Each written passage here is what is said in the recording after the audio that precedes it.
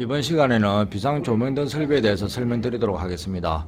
비상조명등 설비는 화재 발생, 각종 재난에 따른 정전 시 이용객들이 안전하고 원활하게 피난할 수 있도록 거실이나 피난 통로 등에 설치되어 자동으로 점등되는 조명 설비입니다. 이렇게 거실에 설치되어 있는 비상조명등의 모습입니다.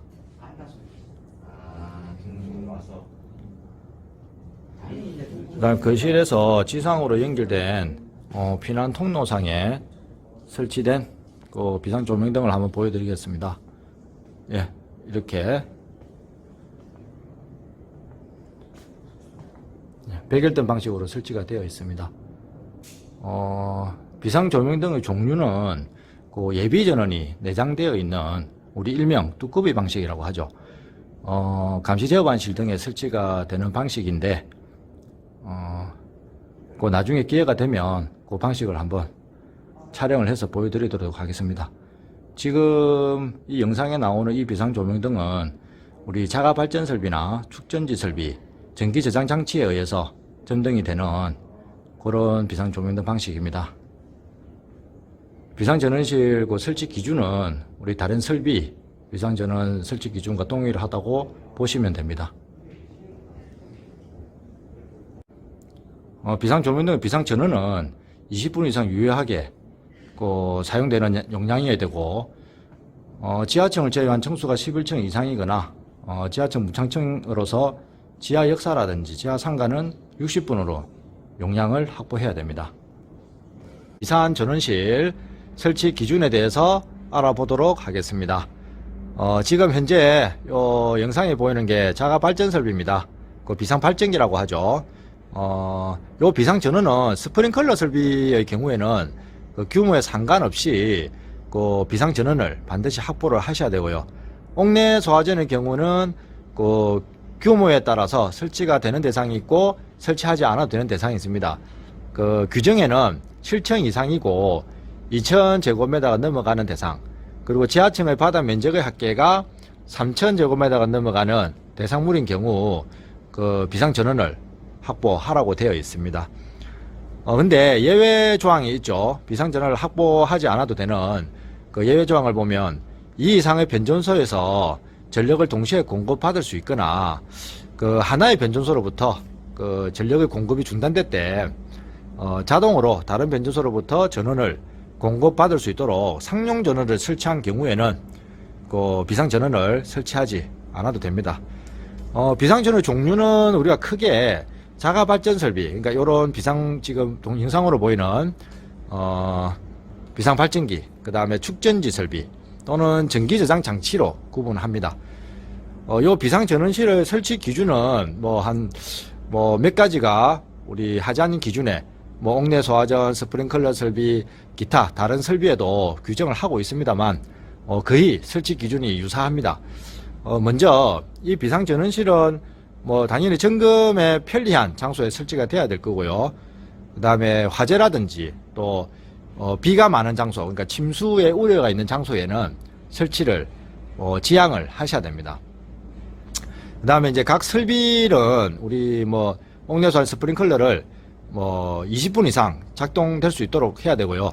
고층 건축물, 30층 이상 건축물은 40분, 그 다음에 초고층 건축물이 50층 이상인 건축물은 60분 동안 작동될 수 있도록 비상전원 용량을 확보를 해 주셔야 됩니다. 당연히 비상전원이기 때문에 상용 전원으로서 전력이 공급이 중단됐을 때는 자동으로 비상전원으로서 전력을 공급을 받을 수 있는 그런 구조로 설치가 돼야 되고요. 비상전원은 화재가 났을 때 화염으로부터 어떤 보호받을 수 있는 보호받을 수 있도록 방화구획을 해야 됩니다. 비상전원실은 저렇게 방화문을 설치가 되어 있죠. 자동 폐쇄 장치는 필수고요. 천천히 보시면 저기도 방화문이 설치되어 있습니다. 이렇게 비상전원실은 방화구획을 해야 됩니다. 그 다음에 비상전원의 공급에 필요한 기구나 설비 외의 것은 두시면 안 되겠죠. 여기는 그만큼 화재라든지 정전시 때 중요한 역할을 하는 그런 비상전원실입니다. 그리고 비상전원실을 실내에 설치할 때는 비상조명등을 설치를 해야 됩니다. 우리가 소방활동을 하면서 요 비상전원실을 소방활동 공간으로 일정 그 활동을 하게 되면 어쨌든 밝아야 되니까 비상조명등을 확보를 해야 되죠. 지금 이게 일반등인지 비상조명등인지 상용전을 차단하고 테스트하기 전에는 정확하게 구분이 안 갑니다. 보통 일반적으로 비상전원실에는 우리 두꺼비 방식, 그러니까 예비전원이 내장되어 있는 비상조명등을 설치를 하는데, 여기는 그렇게 계획은 되어 있지 않는 것 같습니다. 이런 비상조명등은 우리 상용전원이 차단됐을 때 그 비상전원으로서 자동 절안되는 시간 소요가 많이 걸리기 때문에 그 예비전원이 내장되어 있는 두꺼비 방식으로 추가로 설치를 하라고 보안 조치 하시는 게 맞는 것 같습니다. 그 다음 비상전원실에는 우리 급배기 설비를 갖추게 되어 있죠. 아무래도 신선한 공기가 유입돼야 되고 그 오염된 공기는 밖으로 DA 공간으로 해서 외부로 노출될 수 있도록, 자, 여기가 배기 덕터입니다. 예, 배기 덕터. 이건 발전기 자체에 배기 덕터죠. 예. 저쪽으로 이동을 하면은, 이 건물 같은 경우는 규모가 있어서 그 비상발전기 용량을 나눠 놨습니다. 나눠 놔서 이쪽 장소에도 비상발전기가 이렇게 설치되어 있습니다. 그리고 여기 보면 이 비상발전기실은 지금 가스계 소화 설비가 설치되어 있습니다. 가스계 소화 설비가 설치되어 있어서 피스톤 릴리즈로 인해서 이 문이 화재가 나면 가스계가 방출될 경우에 이 문을 닫히는 구조로 이렇게 설계가 되어 있습니다.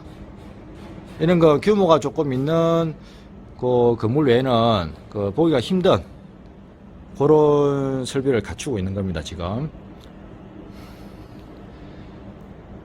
비상전원실 충분히 보셨을 거라 생각을 하고, 그리고 출입문에는 비상전원실의 위치나 그 다음에 비상전원의 종류, 그 다음에 용도를 표시한 표지를 출입문 등에 부착을 하셔야 됩니다.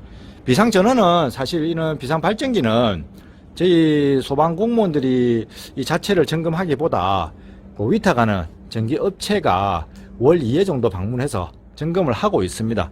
그래서 점검 기록부를 참고를 해서 가동된 점검 결과라든지 그런 걸 참고하시면 될 것 같고요. 우리가 조사를 나오게 되면 비상전원실의 구조, 우리 하자는 기준상 구조에 적합한지 방화구역이 되어 있는지 여부, 이런 거를 확인하시면 될 것 같습니다. 참고로 우리 배터리에 불연 재료를 해서 배터리 스파크로 인한 화재, 폭발 사고가 일어나기 때문에 이런 불연 재료의 재질로 덮개를 덮어난 이런 좋은 사례를 또 확인할 수 있겠습니다. 예. 잠시 후에 실질적으로 상용전원을 차단시키고 비상발전기를 가동시켜서 비상전원을 투입시켜서 우리 비상조명등을 점등시키는 테스트를 해보도록 하겠습니다. 비상전원에 대해서 이 동작 시험을 할 겁니다. 그래서 상용전원을 차단시키고 비상전원이 투입이 돼서 우리가 비상조명등이 실질적으로 점등되는 것을 현장에서 한번 보도록 하겠습니다.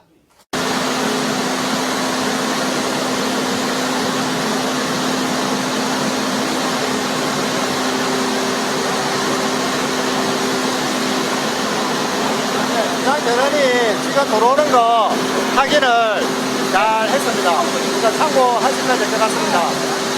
네, 그리고 비상전원은 우리 현장에 가면 요즘에 규모가 큰 건물 같은 경우는 컴퓨터에서 프로그램을 이용해서 수동으로 정지를 하거나 또는 수동으로 비상조명을 켤 수 있는 그런 장치를 해놓은 게 있습니다. 실질적으로 비상조명등은 하자는 기준상에 상용전원이 차단되면 자동으로 전환을 할 수 있게 해야 되기 때문에 중간에 브레이크를 설치하는 거는, 그리고 제어를 할 수 있는 프로그램을 설치하는 거는 사실은 하자는 기준상의 위반이기 때문에 그런 부분도 지적을 해주시면 될 것 같습니다. 예, 이상입니다.